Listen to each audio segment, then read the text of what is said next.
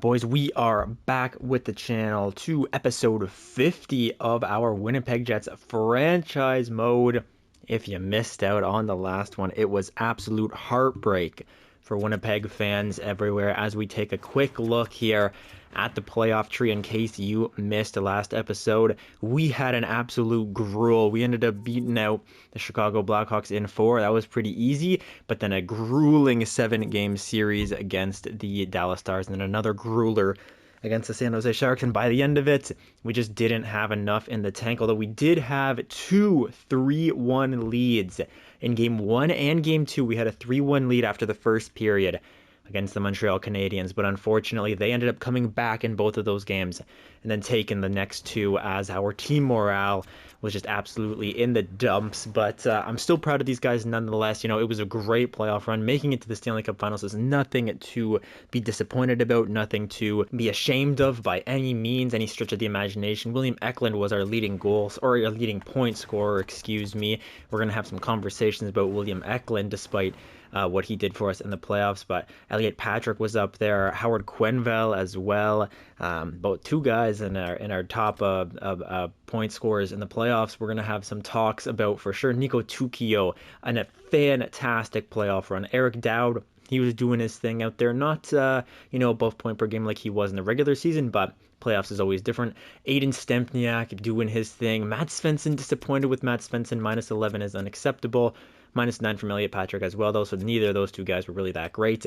Brendan Meach, a great playoff from Brendan Meach. Definitely noticed him out there. Corbin Mills threw it back to his, a couple of years ago when he was our leading point scorer in the regular season with 63 points this year, and also 13 in the playoffs is amazing. Dane Matheson in his rookie season having 8 goals in your first playoffs run, that's pretty good. Owen Power did his thing. Shane Pinto, Wyatt Johnston, Will Hoffman, all these guys, they played fairly decently. Dane Brookbank, 14 penalty minutes from him, but hopefully his overall will grow. He does have 87 discipline, so I'm not sure why that's the penalty minutes are so high, but either way, Stefan Kreitzer, a bit disappointed with Stefan Kreitzer, but everybody else kind of did their thing. Not too bad.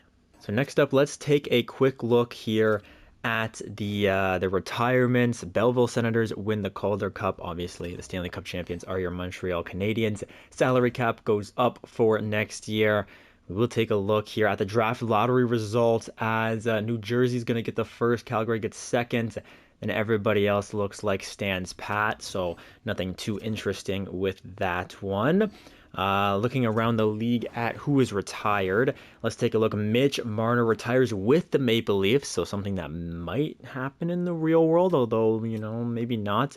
He had 82 points in 82 games played this year. How many seasons did he play? What is this, 15 or so seasons, something like that? Maybe 19, 18 seasons, something, I don't know. Philip Forsberg also retires with Edmonton. It's a tough one there. Cale Makar, this guy dominated Norris Trophy talks for his entire career. He finished above point per game as a defenseman. That's absurd stuff right there. Retires at the age of 36, still a 91 overall. He still could really help out a team.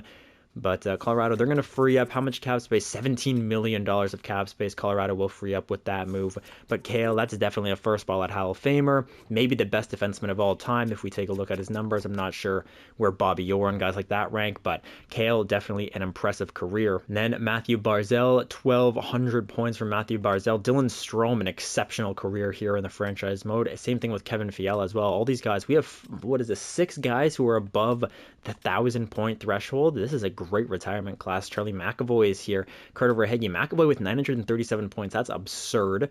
Verhaeghe, Anthony Chiarelli, Dylan Dubé, we won't talk about him, Aaron Ekblad, Kevin LeBlanc, Thomas Chabot, we love Thomas Chabot, Zach Werenski, wow, Winnipeg Jets legend, Zach Werenski, he won 2 cups with us, I believe, really helping us out with that plus 52 season. I don't remember who he was paired with, but that was an exceptional season. He played a solid 8 years or so here, 3, 4, 5, 6, 7, 8, 7 years here in Winnipeg. So we love him and we thank him for his service with us. Adrian Kempe, Samuel Girard, Morgan Geekie, Jack Roslovic, Owen Tippett, L.A. Tolvanen, Taylor Radish, Noah Hannafin, Ivan Provorov. All right, all these guys down here. get a better look at some of them. But nobody else really that I'm noticing that was on the team. I was thinking about picking up Brendan Carlo a couple of times, but just because he's a massive and a really, really good depth defenseman, didn't end up coming to fruition. What about goaltenders now? We see Thatcher Demko goes out with the Leafs. 460 wins is an exceptional career. Yusei Saros just shy of that 400 win mark, but look at his numbers for EA. That is amazing numbers. Ilya Samsonov is here. Logan Thompson, Ukko-Pekka Luukkonen, who I think we had Luukkonen for a year or so. Yeah, we had him for about a year. In 2034, he played a couple of games with us. So, even his short stint here in Winnipeg is noted, and we thank him for his service.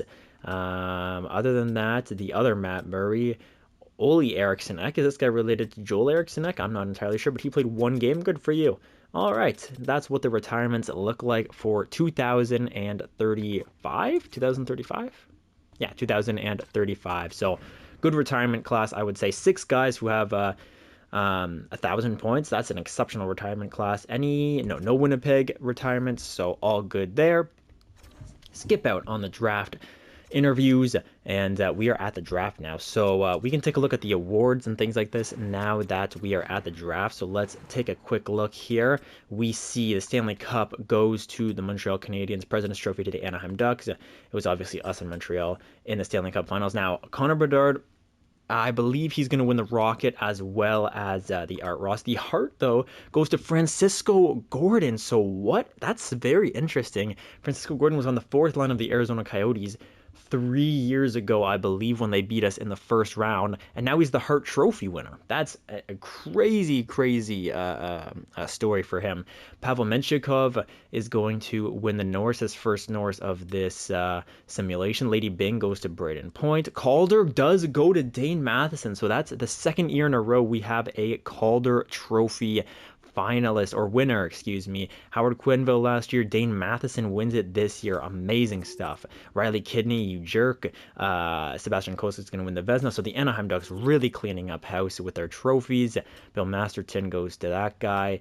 Nash is going to win that. Adam Fantilli wins the Selke. Okay. And then Ted Lindsay is also Francisco Gordon. Connor Bedard wins the Maurice Richard. So Francisco Gordon and Connor Bedard sharing most of the important trophies. What about the AHL? Did we have anybody in the AHL? Probably not, huh? Yeah, no, it doesn't look like it. Okay, so now, boys, we're going to get into the draft, but before we do that, let's get to the comments of the last episode, because we've got some big ones. We're going to start with Alex, who says, wow, what an amazing run. Nothing but pride for this team, and I cannot agree more with that. There were 5 rookies in the lineup: Matheson, Tukio, Meach, Brookbank, and Nikulin, and what the group managed to accomplish against a murderer's row of opponents, Chicago, Dallas, San Jose, and Montreal, is nothing short of spectacular. Yeah, this was probably the hardest playoff run that we've had, opponents-wise, and making it to the finals is an accomplishment in and of itself, of course, but it does feel a little bittersweet there to not be able to reach Lord Stanley's Cup. The GM deserves huge praise here as well. The adjustments and changes were timely, and there's no way we were coming out of the second or the third without them. Appreciate that, Alex. The only negatives or disappointments were Svensson and Askarov. 100% agree. 2 cornerstone vets that were leaned upon for their experience and fell flat on their faces. Wish Askarov would have sat a game for a reset, after blowing back-to-back 3-1 leads. Yeah, maybe I should have thought about that, but it's not a criticism at all. This incredibly young group went as far as it could against a team that was the most challenging set of opponents that we've faced yet. Another amazing episode and great run. Thank you, Jim. Well, appreciate your kind words and thoughts as always, Alex. And speaking of his thoughts, he has a big one in another comment. He says, single offseason suggestion would be to aggressively pursue Pete Lombardi. There's no way that he is thrilled to return to Arizona, and no way the team's eager to have him walk into the locker room after he sat out the full season for whatever reason. So let's take a look at it, because it's something that we noticed when we were looking at the trade deadline and things like this. But looking at the Arizona Coyotes, okay, if we go to, I guess he would be the first guy in the system. Yeah, Pete Lombardi did not sign his contract with them for the 2034-35 season. He's a guy who scored 78 points, 2 years ago now.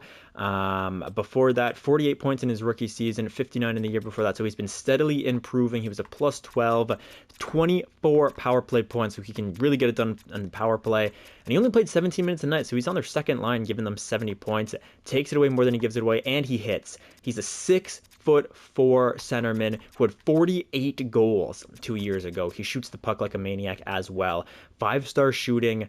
5-star physical, 4-star skater. So he's a great skater despite his size, and he has an amazing shot.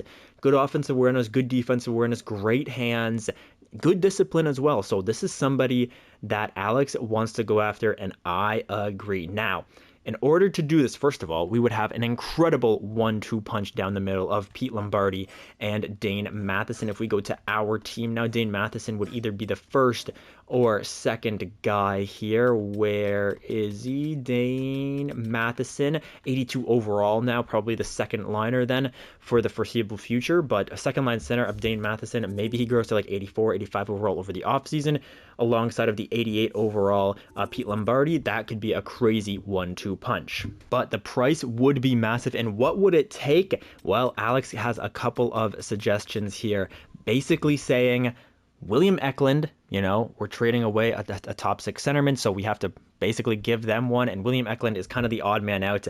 He's been amazing for us. He's been fantastic. He's really centered our top line since Cole Perfetti left. 92 points, 93 points. He's been point per game for the last 4 straight years. We kind of rescued him from San Jose because they were rough in free agency. We picked him up. We signed him to a decently long deal. I think it was a 7-year deal or 6-year deal or something like that.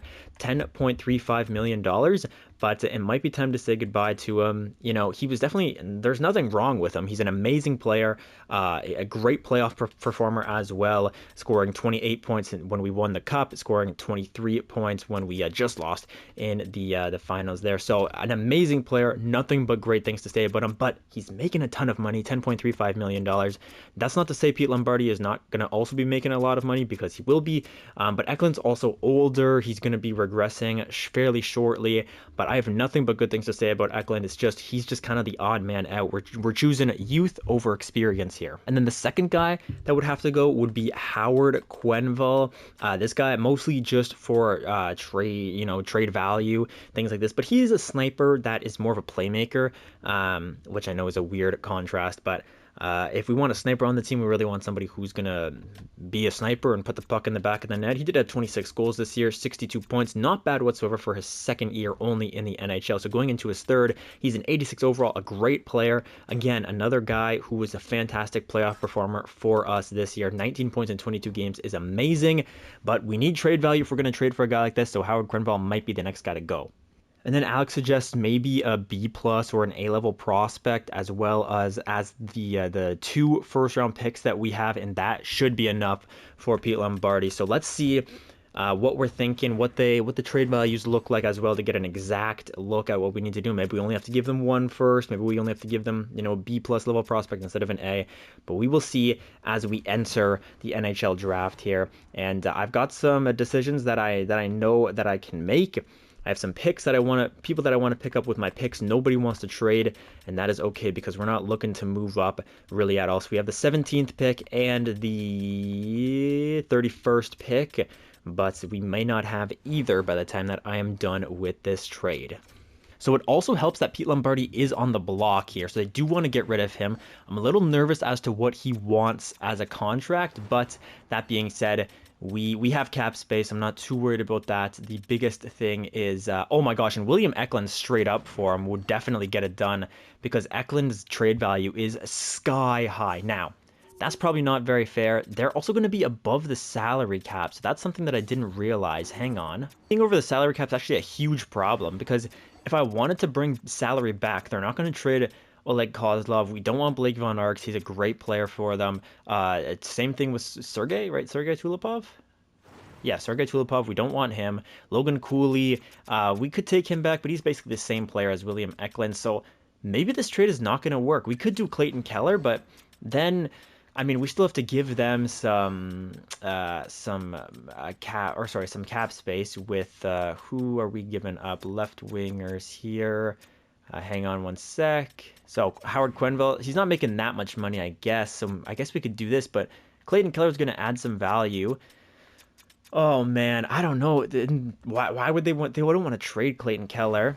He's still, he's a lifelong Coyote. They wouldn't just trade him just for salary. That doesn't make sense. So I don't think we can get Pete Lombardi here. I don't think we can get him right now. We might have to just send him a qualifying offer because these trade values. I mean, we could pick up Ville Heinola, but then they still let's say if we take all these guys, these three guys here, these four guys, I don't know.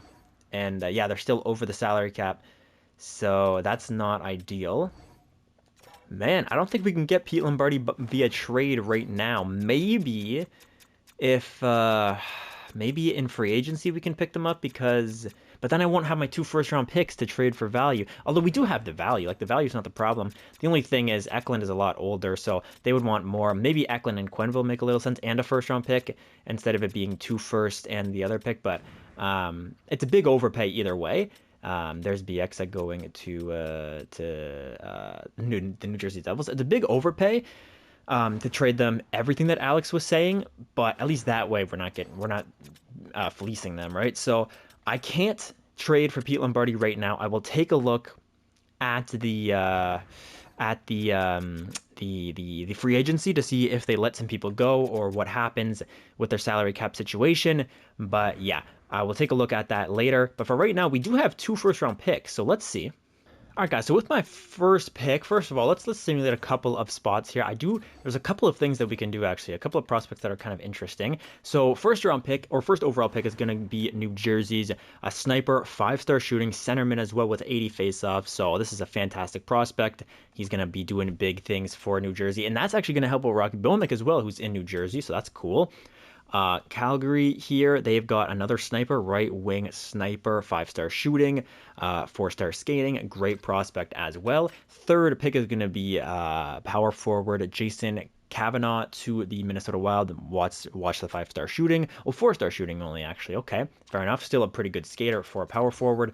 The next couple of picks, oh my, that is tragic. Washington is going to take a high top 6 forward, 66 overall power forward, 3-star shooter. That's a bad pick because Nashville is going to get, medium elite 2-way forward.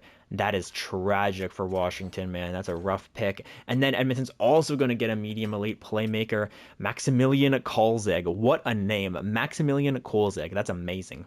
Okay, so going to our pick at pick number 17 here, because I can't trade for Pete Lombardi because Arizona is in cap trouble. Let's see who we want. Now, there's a lot of guys that are pretty much all the same. They're medium top 6 players 3 years away, medium top 4 defensemen 3 years away. Until we get about to right here, low elite Adrian Rammer. Also, there's a high elite goaltender. We're not going to go for him. We're going to go Adrian Rammer, left winger, power forward as well. So we're getting a lot of power forwards into the system. 2 years away, a low elite player. I think this guy could do big things for us. Adrian, we could trade up actually, or we could trade down to 23 or so. Let's see if anybody wants pick 23 up for grabs. No, 22 is up for grabs. Now let's just take the pick right now. Why not? Make the selection. Pick number 17. We're going to reach a little bit for Adrian Rammer from the WHL, Portland Winterhawks. The Winnipeg Jets are proud to select Adrian Rammer. Welcome to the organization, my friend. You are 69 overall, power forward, a low elite. That is a beautiful rating, 3-star shooting. I will take that. Our next pick is at pick number 31, and I think what I'm going to do is just trade down to the selection that I want in the second round. Hang on, we want to decline this trade. There we go. All right, so the high elite goalie was 65 overall, so he's going to be great. Oh, and he went to San Jose. Great. Fantastic. So we're going to have to deal with him in the playoffs in the next couple of years maybe. But we have the 31st overall selection. I would like to, hang on, let's make the pick just to see where I want to trade down to, because I want, where are you? There we go. Medium elite Boris Gonchar. He's going 46. So maybe if 43 is available or something like that, we can take a look. All right, so this Vancouver pick number 40 is up. It's actually the Islanders' original pick. So we're going to trade you the first round pick in this year, and then you're also going to give us back, I would love maybe a 5th or something this year. Yeah, we'll go with a 5th this year. Will you do this, a 1st and a 5th? There we go. Okay, we'll see you out on the ice. Thank you very much, Vancouver, for being somewhat reasonable for once. So we'll take that. Who does Vancouver take? They take a medium top 9 forward. Yikes. And we are going to be taking, on the other hand, we will be selecting Boris Gonchar from the Russian League, medium elite sniper, 3 years away only as well, but he is 20 years old, but still the medium elite is going to help our trade value out, so let's get it. Boris Gonchar, 64 overall medium elite player. All right, with our next selection, we do have pick 63, and there are a lot of guys who are interesting here, a lot of different prospects that we can go after. So there's a medium elite goalie, Fred Card. There's also Thomas Nobles, potentially a defensive defenseman, maybe a two-way defenseman. Didn't have any points in his B league, also 18 penalty minutes, so probably defensive defenseman. He is there. We also have, if I just sort by potential, there's also another goalie we could go after, Ludwig Lehner or Fred Card. So who would you rather pick, the guy who's 6'2", 18, or the guy who's 6'3", 18? They're also the same weight, the same age. They both shoot left. What did their numbers look like? Fred Card had rough numbers. Ludwig Lehner had amazing numbers. Oh, this, I don't know, man. But he played more games. No, actually, yeah, Ludwig Lehner played more games in a harder league and had better numbers. 4 years away versus 5 years away. Okay, so it's going to be Ludwig Lehner here or Lehner. Why am I saying Lehner? What the heck is wrong with me? Ludwig Lehner is who we're going to go for from Sweden, the son of Robert Lehner, although he's in a bit of hot waters here recently as well, but I guess everybody is. Okay, Ludwig, welcome to the organization. Medium elite goalie. You are 63 overall. I will gladly take that. Alrighty, boys, next pick at pick 127. And this, I thought this said medium franchise for a second. I was about to freak out. Holy cow. All right, our pick here, this is going to be a pretty obvious one, I think. We just sort by potential, and we take the best player available, and that's going to be Benjamin Wild from the WHL, the Portland Winterhawks as well. So that's 2 Portland Winterhawks that we're going to be drafting, a defensive defenseman, left defenseman. Probably won't grow too much, also 5 years away, but we can always test it out. What do you say, Benjamin? You are 54 overall. Nice. All right, here's something that I'm going to do. I'm going to take the 5th round pick that we got when we traded our 1st round pick down, and I'm just going to move it to a 5th round pick next year, simply because there's not a lot of guys that I need to take now. So we're just going to do this real quick. That should be an easy trade. Yeah, we accept a trade offer. Cool. We'll take that. And then with our pick number 153, hang on, let me just make sure. And we do have pick number 159. And I could easily just trade down to like pick 7 or something like that and then get a couple of 7s next year, but I don't think that's really realistic. So we're just going to go ahead and take Jackson Tangrady right now, defensive defenseman, 5 years away, same type of thing as the last guy that we just picked up, but we are welcoming him into the team. Thank you very much, Jackson. You are 49 overall, a low elite defenseman. All right, boys, and here's something else that we're going to do, just trading up from our 7th round pick, just to make sure that we get the guy that we want. We're going to give them Curtis Bankier, just a AHL player, nobody too crazy. What do you say, Colorado? Yeah, easy decision, no problems there. And then with our 7th selection, pick number 208, this is a very easy one as well. Very easy draft, nothing too crazy, but pretty easy draft. I am disappointed with the whole Pete Lombardi thing, but I do think we can still pick him up in the offseason because William Eklund has such crazy trade value. So we're going to trade probably Eklund and whoever else for some picks. I don't know. We'll see. Or sorry, Eklund, Quenneville, and a 1st round pick probably for Pete Lombardi. But either way, we're looking at Jamie Arcabello right now. What a name, Jamie Arcabello, centerman, sniper, amazing player from the USA Central. Probably going to take a while to develop. Yeah, 5 years away, but nonetheless, I am happy with the selection. 54 overall is not bad whatsoever there, boys. And that's going to do it for our draft day. Unfortunately, we couldn't pick up Pete Lombardi because of the salary cap, but hopefully Arizona is going to be letting some people go over the free agency or re-sign phase. And then on day 1 of free agency, we can take a look back at them and get them to, make a deal with us. All right, you guys, so we do have to do our annual signing of our boys Wyatt Johnston and Shane Pinto. We do have $20 million to spend, so not worried about it whatsoever. 2 years for Wyatt Johnston. We're just going to do 1-year deals from here on out. 1 year, $2.725 million. Sign him on board. Shane Pinto, you want 1 year, $2 million? Oh, Shane, you want to take a discount, brother? Here, one year, $1.9 million. What do you say to it? Thomas Harley, unfortunately, we're going to let you go. You did help us out a little bit there in the playoffs. You came in for a couple of games, but really, you're not a big piece on this team. You also want an absurd amount of money, so we're going to release you to free agency. Wish you all the best in there. And then Colby Stoll, an absolute staple in our bottom six. We want to bring him back. Absolutely. You want 2.5 mil? Really, Colby? I could qualify you. We'll come back to you in a second. Dane Brookbank, now 78 overall. Decent deal for Dane Brookbank. Let's keep him as an RFA. 1.75 for the next 2 years. I think that's totally fine. Colby, a little disappointed with that salary. I'm not going to lie to you, but that's okay. Torsten Gunderson does not want to come back. How much does he want? He doesn't want too much money, which is great. We can go 3 years at $1.2 million and see what he says to it. He is medium. He probably won't grow that much more, though, to be honest. Maybe we just do a 1 year thing. I don't think he's going to grow that much more. 1 year, 1.2 mil. We'll see what he says to that. And then over here, we do have Clifford Riley, who wants an extension, but we can just qualify him. And then, what's this guy's name? Oli Kuta? Okay, we'll sign him to his ELC.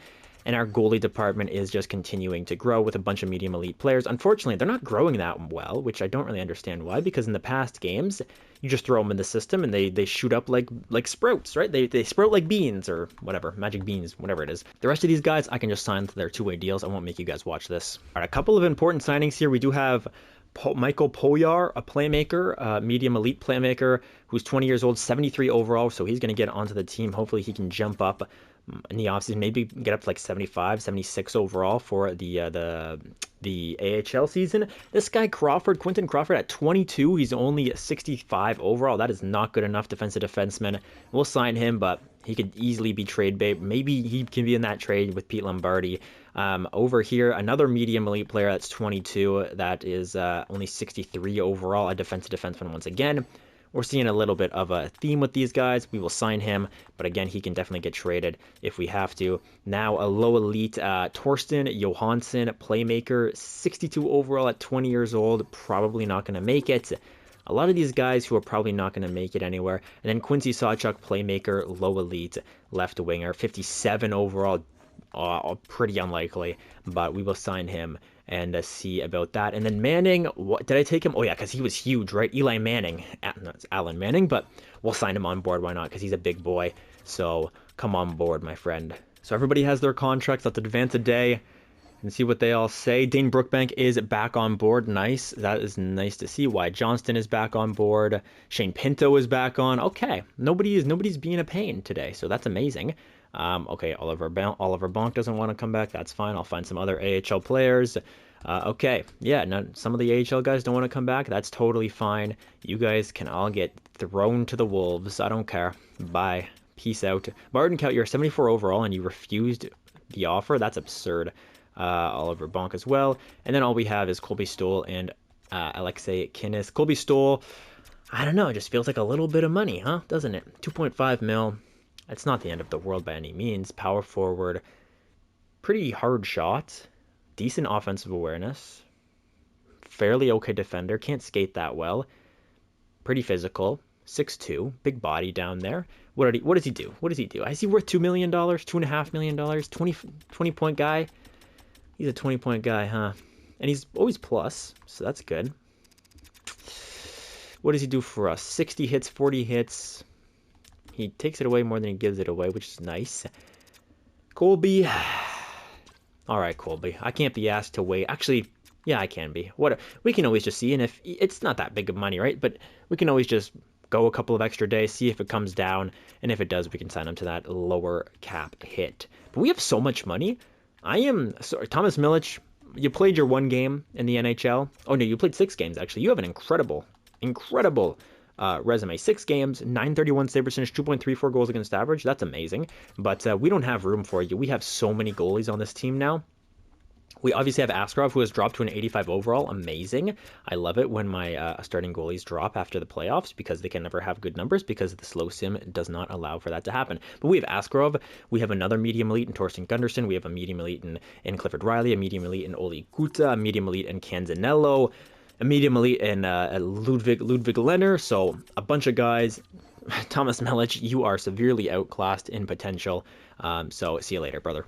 But it was good to have you in the organization for as long as we did. But what was I saying? I was talking about something. Oh yeah, was it? I don't remember. I was talking about something though. It was probably, oh yeah, Colby Stoll. So we're gonna wait until the resign phase is over because we have everybody re-signed, and then I'll just see if his value comes down or if his ask comes down from 2.5 million. Then I can sign him for whatever the cheaper one is, and if it stays the same, then I can just sign him for 2.5 million. Not the end of the world whatsoever. As all these scouts sign on, I will see you guys on July 1st.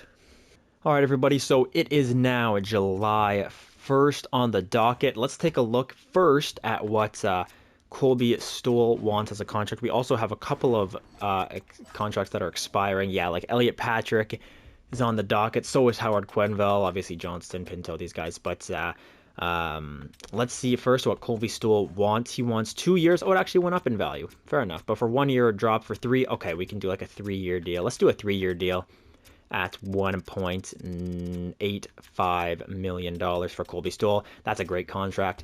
We'll sign him to that. No reason to complain there. We do have Darren Gomez, 76 overall, potentially could crack the roster if he grows this year. Solomon Pyatt is going to be looking to be on the roster as well.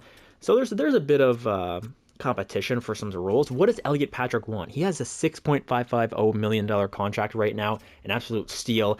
And yeah, I kind of figured he was going to want an insane amount of money. Okay, and what about Howard Quenneville? He wants... Yeah, they want a lot of money. But that's what you get when you have a really good team. These guys are going to want tons of money. Askarov, you better want a cheap deal. Oh my god, you don't. Okay, so Askarov's probably gone. I was hoping that one of these medium elite guys would step up already, but that has not happened. You still want a one-way deal for some reason, which is crazy, but we will continue on. So I want to check free agency, but before we do that, let's take a look at the proposed trade screen because I do want to see if Arizona freed up some cap. And they have. Okay, there it is, boys. There it is. Now we can get the trade done. The only thing is they have signed Pete Lombardi to a contract now. So that's a little bit interesting because that means that they wanted to keep him. But maybe we can just say it was a sign and trade, right? We can say we signed Pete. Like we'll just say that he came over here. It's basically the same contract as what Eklund has now, and it's probably what I would have signed him to as well, or something around there anyways. So we can just say that it was a sign and trade. We're going to give them way more value than they're asking for. I think this is way more than fair. We'll give them our first as well. I mean, come on. If this is not fair, here, I'll even throw in like a prospect who I don't think is going to make our team, like one of those guys that I just signed to the AHL. Let me see. All right, you know what? We're going to trade them a medium elite player as well. So this trade, I mean, look at the value, boys. I could get who could I get for this? Who could I also get? I could probably pick up, they have no medium elite prospects, which is crazy. I could probably take I'm not going to do it, but I could probably take Blake Von Arx from them as well. And I could probably take something else. Like this trade is kind of insane, but that's mostly just because I could take this low franchise guy. This is the type of trade that we're looking at right now. And I could probably take more. So I think this is more than fair. We're going to give them a first. We're going to give them a replacement for their second line center. We're going to give them somebody who's on an entry-level deal for 1 year. They have tons of money. And this is what we're going to say. This is the storyline. So at the draft, we contacted Arizona and we said, hey guys, we're looking at Pete Lombardi, and they said, you know what, we're going to want a first-line center or somebody who can play, high up in the center position. We said, no problem, we've got that for you. William Eklund's going to be coming your way. They said, okay, sure, but we want somebody else as well. And we said, okay, fair enough, whatever.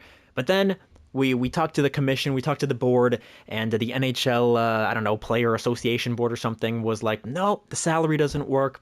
Arizona's going to be over the salary, even though we're in the offseason, it shouldn't matter. Arizona's going to be over the salary, so we can't let this trade happen. So then we're like, all right, fine, we're going to come back when it's free agency. So here we go, we come back, it's free agency now, and we talk to Arizona, and they say, hey, yeah, just for the regulations and the legalities of it all, we had to sign him to a contract, but don't worry, he's all yours. We're just going to need you to ship over William Eklund and Howard Quenneville and a first and a prospect. And so that's what we do here. a very fair trade, a very generous trade, if I may say so myself, but that's mostly because Eklund has crazy value. He's obviously an amazing player. I look forward to watching him demolish us in the next couple of years as Arizona's like top line center or whatever he ends up being. Where is he going to slot in the lineup, actually? Yeah, he will be the best center on their team, but probably play second line because Logan Cooley is here. Yeah, Logan Cooley does have X factors as well, so it'll be interesting. But William Eklund, man, oh, this guy, I love this man. He is an amazing player, 90-point scorer for 2 years in a row. Then he drops to 80 and 80 in the next couple of years, but in no way do I hold that against him. We, had him on the team for 4 years. He won a Stanley Cup with us in 2033, I believe. Let me just take a quick look. Yeah, 2033 was the year that we won it. Then he almost had another one here in 2035, but unfortunately, we fell a little bit short. He did everything in his power to get us there. He's a great player. Don't let that 5-star defense fool you, though. Don't put him on the penalty kill. But either way, man, this guy is a legend. He's a Winnipeg Jets legend. We love him. And we thank him for his service. He really helped us bridge the gap between, the Cole Perfetti, and when we had no prospects coming up, we had that 1-2 punch of Cole Perfetti, William Eklund. That really was something to see, man. They scored like 90 points each. It was pretty insane. But, as the league gets older, we have to make moves to try to stay young, and Pete Lombardi is very much not happy with Arizona, and we know that because he missed the entirety of last season, so I think it's pretty safe to say that they were in some contract negotiations for sure, and we're just going to say that we signed him to the $10.68 million deal, and it wasn't Arizona, just so that makes sense. That's going to mean that Howard Quenneville is not going to need a contract next year, so it's actually going to free us up with some money, because Quenneville would have wanted, like, say we could sign him to like $7 million. That would be 17 mil between these two guys. Pete Lombardi's only at 10 mil. So yeah, this actually frees us up some money, especially for the future. So we will, Eklund, it's tough to see you go. I mean, they're gonna say that they're gonna be cheering through the streets. It's an absolute no-brainer. What are you? You're so dumb. Like, did you get shot in the head halfway through the free agency? What is wrong with you? But I think this is a fairly fair deal. I mean, it does suck to lose Howard Quenneville as well, because this is a guy that we definitely don't have to lose him, but he does want a lot of money. He did have a 60-point season on our second line, which is great. He also had 20 power play points on a power play that was struggling a little bit, so it's going to be tough to see him go. He fits our lines amazingly. Great defender, great passer. Also a 7th round pick in 2031. This is a project that did pan out for us, and we've loved having him on the team. He's only been here for 2 years, but we know he's going to do great things over there in Arizona. And obviously, it's going to be Pete Lombardi versus Howard Quenneville for quite some time when Arizona and Winnipeg play each other. So Howard, William, and, this prospect. And then a first-round pick here. We look forward to watching the rest of your careers play out, and we thank you for your service with Winnipeg. But Pete Lombardi, we are equally as happy to have you on board, because you are a 5-star shooter, 5-star physical, 4-star skater, 3.5-star defense, probably a better defender than William Eklund, though, even though your stats don't say it. And so, Pete, welcome to the roster, my friend. That's going to be, look at this. Our fans are going to be cheering through the streets. We're going to send a whole parade just for this trade. Well, blah, blah, blah, blah, whatever. I'll take deals like this any day of the week. Yeah, well, there you have it, boys. Winnipeg. That was a big move. That was a huge move. Maybe some of you guys are, want to stab my eyeballs out with a fork right now. But let's let him cook, as the kids say, right? Let him cook. Where is he, by the way? Oh, I'm just so delusional. Oh my God, he was literally the first name that I was hovered over. Pete Lombardi in the Winnipeg colors. He's number 9. Oh, I like that. Number 9. Actually, I actually really like that. Okay. We'll see what he can do with us. But now, we also have $17 million. So do I go out and get like a top-tier defenseman for 1 year? Oh my God. Is there like a old defenseman, like a 90 overall old defenseman who wants to come to the team for like 1 year? That would be kind of insane, right? That would be a little crazy. Look at this, 86 overall, you want $13 million? What the hell is wrong with you? Oh my God, that's crazy. No, so defensemen, they want an arm and a leg. Is there maybe like a left winger that we can throw into? Oh my God, Francisco Gordon's here. There was a time when we were looking at Francisco Gordon, not too closely, but there was a time. What do you want, 1 year? You want 13 mil for 1 year? Do we run Francisco Gordon $13 million for 1 year? Play him on the second line? And then Nico Tukio can play third line time with Shane Pinto and Solomon Pyatt, and then our fourth line can stay the same. Dude, I'm kind of with it. I'm kind of with it. Just 1 year, very similar to what we signed William Eklund for in that year that we got Eklund onto the team. Look at this guy. He's 5-star everything. Well, not shooting or physical or senses, but he's half of his stats are all 5-star. Great defender. He can be a first-line penalty killer for us. He can take faceoffs as well. So our second. So what will our lines look like? They would look like Elliot Patrick, Pete Lombardi, Matt Svensson. Second line of Francisco Gordon, Dane Matheson, Eric Dowd. Our third line of Nico Tukio, Shane Pinto, Solomon Pyatt, and then our fourth line of Dane Brookbank, Wyatt Johnston, and Colby Stoll. Oh my God, that team looks disgusting, man. And then our defense stays the same. Our goaltending. Oh wait, hang on. Is there like a baller goalie though? Oh man, there is Kanolachuk, Jake Ottinger. Jake Ottinger always simulates like a monster, and he's older, so it might make sense for him to want to come on board for 1 year, $8 million. That might make a little more sense than a guy like Francisco Gordon, because he just had a insane season, right? He just had what did he win? He won the Hart and the Ted Lindsay. He was the MVP of the league, and now he's but can we pass that up? He was the MVP of the league. Can we really say, yeah, we have the money and the funds, and you might want to come here so that you can, play on a team that can definitely make a push, but we're not going to do it because why? Because he's young and he doesn't want to make $13 million? Does that make sense, boys? Does that make sense? But at the same time, we could bring in a tandem of Jake Ottinger and Yaroslav Askarov. Because Askarov really let us down big time. And Jake Ottinger's a guy who I feel like always simulates pretty okay with the EA simulation. Like, what is his last year? 916 save percentage, 905, 907, 885, 900, 910, 901, 913. Man. It's a tough call. Ottinger's hot and cold, I feel like. 885, 900 here in the last 2 years in Dallas. But then he comes to New Jersey, 907. In St. Louis, he's been great. 30 wins on this season for him. What about in the playoffs? Yikes, bad numbers in the playoffs, but in Dallas, great numbers. He had a long stretch where he didn't play playoff hockey, though. I don't know, man. It's very, very up and down, I would say, with Jake Ottinger. He's only 85 overall. We don't need 285s, do we? If I was going to get a goalie, maybe Matteo Hecht, who we drafted second overall, bring him back home to Winnipeg, although he never played for us. 1 year, $8 million. Is he a RFA? No, he's a UFA. But New Jersey wants to pick him up. They're making moves. So do I sabotage New Jersey because we have their first round pick? I sabotage New Jersey. I take Matteo Hecht from them. No, maybe. But then they still have money to sign someone else. So it's not really the end of the world. We could go for Kanolachuk, sign him to a huge free agency deal. Goalies usually don't hit free agency like this. We could go like a 3 year, $8 million deal. I really like Francisco Gordon, though. I don't know why. I just really like it. And nobody's interested in him either, which means, it means that the 1 year thing could work. You know what? I'm doing it, boys. I don't care. I think I'm doing it. Francisco Gordon, 1 year. Do I just give him what he wants and say, hey, if you sign, you sign. If not, I can go out and get a goalie? 1 year. $13 million. He's going to be the most paid player on the team for 1 year. And then that's it. It's the same thing as what we said with William Eklund when we signed him. A 1 year thing, and then you're gone, right? Then we have to sign Elliot Patrick. I guess that's kind of it, though. So maybe, if you want to take a discount, I would accept that. But 1 year thing, you're going to play second line time. Nico Tukio is going to play third line time, but he's going to play power play. Maybe Francisco Gordon only plays second line time, and then he plays first line penalty kill.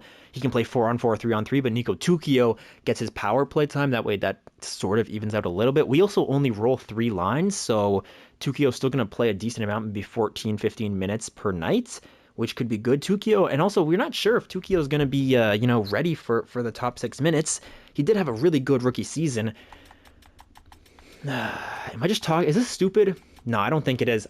Francisco Gordon, $13 million for 1 year. If you want it, you want it. But keep in mind, probably just a 1 year thing. That's what we're telling them. We're just saying, we want to win, and we think that you can help us do it for 1 year. After that, depending on how much you want, how you produce, and things like this, we will see if we want to resign you. But probably this is just going to be a one-year thing. Francisco Gordon says, all right, let me think about it. Let me talk to my agents. We're going to offer him that contract, boys. Oh my God. We just offered the Ted Lindsay and the Hart Trophy winner of last season a $13 million contract for 1 year because we have so much excess cap space. So guys, I think that's all the moves that we're going to make here. That's a couple of big ones, if I may say so myself. Let's see, Francisco Gordon, do you want to come on board? Or if not, I totally understand it. You want to go to a team that's offering you more years, more money. I would totally get that, but it would be nice. Okay, Colby Stoll is on board. We like that. 3 years, 1.95 or something like that. So that's great. But Francisco Gordon, what do you say, big boy? Oh, Francisco Gordon not on the team. I decided to go with another team at this time. You simply did not offer me the dollars I feel are deserved based on my skills. All good, Francisco. No hard feelings. We sent him an offer that we thought was pretty fair. He did not want to accept it, and that is totally okay. We do have some backups with, Nico Tukio playing left wing on the second line. It does hurt me a little bit that Rocky Bomek is here in free agency. A little sad about that, but I don't think we can bring him back for $9 million. He's a great, he has grown to an 87 overall, so we did exactly what we wanted to do with Rocky, allowing him to play a bit more and grow, but we can't do that. Now, do we want another left winger? No, I think we're just going to stick with Nico Tukio, but in goal, I think I would like to see, there's a couple of guys that I'm looking at here. Kanolachuk, I don't think we're going to go for him. Ottinger, we might, but his age is just kind of scary. But these two guys right here, Doherty and Bertram. Bertram, we played in round 2, I think. We played him against Dallas.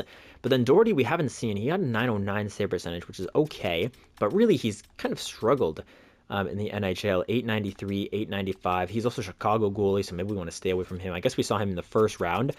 But Bertram, on the other hand, 924, 908, 901, 910 save percentage. Well, would you like a 1-year deal, Bertram? You don't really want a 1-year deal, but we could do it. We could have a two-headed monster here of some good goalies. 6.75 mil for 1 year. Let's do 6.85 mil for 1 year for Matthew. Is his name Matthew? Matthew Doherty? Yeah, Matthew Doherty. 1 year, 6.85 mil. What do you say to it? I would love to have you onto the team just for 1 season, see what he says to that, and then we can reassess later on. Because goalies, you never know if they're going to simulate well. They could simulate horribly, and as overall does not mean that much. So we'll see what Doherty says. We just have excess money, so I'd be down to get an 84 overall goalie. We can run with a 3-goalie tandem, having Torsten Gunnarsson in there as well. I might be shooting myself in the foot, and Torsten might grow to 80 overall, and then we have a bit of a problem. But yeah, what if that happens, man? Then we have a problem. I think, you know what? Let's just stand pat. I think we still have a good team. Askarov is still decent. No, but Askarov has been letting me down, man. No, I'm going to pick up a goalie. If Torsten grows, then we just have 3 goalies that we can rotate through. That's not the end of the world. We just have 3 goalies we'll rotate through. Doherty, Matthew Doherty. Whoa. I almost made a huge mistake anyways. We want Bertram, not Doherty. So Bertram, what do you want for 1 year? You want 1 year, 6.6? Okay, so we'll go 1 year, $6.850 million for Bertram. He's not going to grow too much more, but he's going to hold his overall at the very least. We're going to offer him that contract. If Torsten grows, we're just going to run with 3 goalies. It's not the end of the world. We'll just run with 3 goalies. Maybe we'll even trade away Askarov, free up some money. Who knows? It's going to depend on who simulates well. If one of the AHL goalies comes up, we'll deal with it then. It's not going to be a problem, boys. Having good players is not the end of the world, right? Blake Bertram is extremely happy. Thank you very much. Bertram is on board. And now we will simulate to the next season. Oh my goodness, and here we are halfway through the offseason, and there's a trade alert. 2 seconds go to St. Louis, and Vegas is going to pick up Emil Hemming and a 3rd-round pick. Not nearly as crazy as our trade, but I guess this is what is considered a blockbuster to the AI. All right, guys, so here are the lines, and they are looking pretty nice, if I may say so myself. First line is going to be Elliot Patrick, Pete Lombardi, the new kid on the block. He's got a bunch of X factors. Fits the bottom lines a little more than the top, but hey, we're not going to complain about it. He still has X factors to compensate. And then Matt Svensson on the right-hand side. Svensson, we're looking for a good season out of you. I need a point per game, man. You got to be a point per game this season. Second line, Eric Dowd, 87 overall. Matheson, 83, and then Nico Tukio. So Matheson is really covered around with guys who can pass him that puck. Eric Dowd, 99 passing, 99 deking, 99 hand-eye, 99 discipline. What else is 99 on this guy? Nothing. He can't skate to save his life. Don't get him wrong. He's out there basically walking on shoes, but 99 puck skills, 99 discipline. This guy knows what he's doing with he has great hands, but no feet. Dane Matheson, so he has no excuses, man, because a 5-star shooter alongside of a 99 passer and a 90 passer, we should be getting that puck into the back of the net. All right, Matheson. Third line now looks pretty stellar as well. Brendan Meach, who played a lot of second line time, means that, his puck skills are up there at 5-star. He can be a power play player for us for sure. Shane Pinto and Solomon Pyatt are here. I also forgot about Brendan Meach when I was doing my line combinations, so good thing that it's kind of a good thing that I didn't get Francisco Gordon. Our left side looks a little weaker than our right, but if we got Francisco Gordon right, our lines would look like this maybe, and having Brendan Meach on the fourth line would be catastrophic. And then who comes out? Does Brookman come out? Does Colby Stool come out? Right. So I think for the most part it's a decent decision to not get Francisco Gordon, although I did try to get him, but and then Solomon Pyatt also up to an 82 or 81 overall, only 3.5-star sniper, so I hope that he's able to shoot that puck and score some goals. He does shoot 245 shots a game, could you imagine 245 shots per season in the AHL? So hopefully he's a bit of a shooter, and maybe Brendan Meach can get some assists off him. Fourth line looking the same as always. They're a great fourth line. We love them. Now defense, our defense fell off a little bit. Stempniak and Mills both still 89. Great first line. One of the best first lines in the NHL. Second line, Owen Power and Will Hoffman. They still look great, although Owen Power dropped 1 overall. Not the end of the world. Stefan Kreitzer, though. He was a 78 overall. He dropped to a 77. Now, luckily, Boris Nikulin did go up to an 81. They're still massive bodies, right? And we don't need them to do anything too fancy. Also, depending on what side that we want them on, I would say Kreitzer maybe on the right, Nikulin on the left. Maybe whoever has the harder shot so that they can get the one-timer. So maybe Stefan Kreitzer can go on the left, Nikulin on the right for that one-time shot. But other than that, man, the lines are looking good. In goal now, a little bit of a predicament in goal. Askarov, 85 overall. Bertram, 84 overall. But if we look at this, Torsten Gunderson is up to a 79 overall, still with that medium elite tag, and he's listed as a backup goalie. So maybe we just trade away. Maybe we trade away Bertram, and we say, yeah, this was a mistake. We'll send him away to, I don't know, somebody who needs a goalie. Who needs a goalie here? Let me just run through the teams real quick and show you guys. And while we're doing this, we can also maybe take a look at the trade blocks. But we'll look at the goalies and who needs a first goalie, basically, right? Who could you, like Arizona? They could use a primary goalie. Boston could use another goalie. Buffalo, they're okay. Calgary's okay. Carolina needs a goalie, so we trade him to Carolina, and all we take back is a 7th-round pick. Just say, yeah, that was a mistake. My bad. It shouldn't have done that. That's a mistake from me. But luckily, it's not like the real world where we have to be held accountable for our decisions. We're an EA simulation, and if you do something wrong, you can just alter it, right? Or at least you should be able to. Unfortunately, EA doesn't really give you the chance to do whatever you want in the game. You can't change players overall or their potential or things like that. New Jersey also needs a goalie, but we don't want to help out New Jersey, so we're not going to give them over there. I'd rather do Carolina. The Rangers kind of need a goalie. But look at this, right? Like I'm the only one who has to retroactively change their decisions, right? Like I could have went out, picked out Kanolichuk was like 89 overall, and this guy, and I could have had 4 goalies on the team, If I was the computer, maybe that's what I would do. And then all the other guys, they don't have any goalies, and we can dominate the league, right? But no, we gotta be smart. We gotta allow the other teams to have a chance with their goalies. Toronto picked up Konolichuk. That's kind of interesting. Vancouver, Vegas, all these guys, they have some goalie at least. But it looks like Carolina's going to be the team. So what would the trade look like, you ask? It would just be as simple as this. They want Bertram. They can pick him up.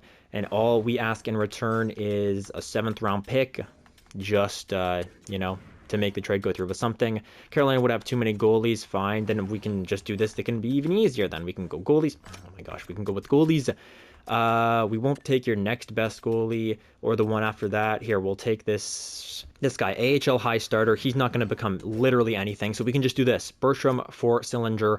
no, no difference to us, but it gives them a good goalie, and it's going to let them be a little more competitive out there in the East. Something that we could do. I won't do it right now. You guys let me know what you think. Or do we run with 3 goalies and I just keep alternating through? Whoever's having bad games, we just take him out. We put Gunderson in there, and that can be the lines as we roll through the season. But you guys definitely let me know about that.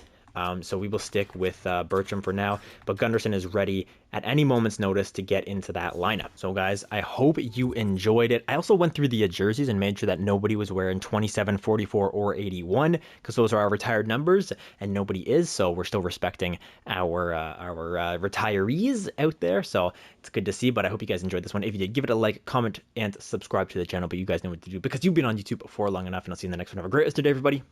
Peace out.